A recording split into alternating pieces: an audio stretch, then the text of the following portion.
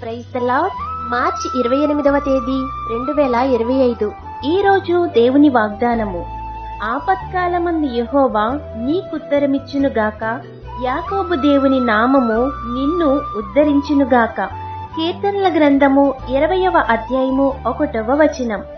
దేవుడు ఉన్నతుడు, మనిషి సృష్టిలో ఒక జీవి అని గ్రహించిన వారు యెహోవాకు భయపడి జీవిస్తారు.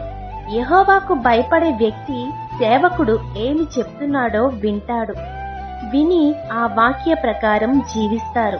అలా జీవించే వారికి ఎటువంటి ఆపద వచ్చినా, ఎటువంటి శ్రమ ఎదురైనా యెహోవా నీకు తోడుగా మీ ప్రక్కనే ఉంటారు.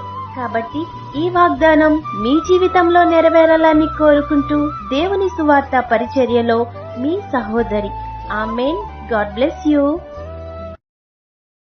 Download ShareChat.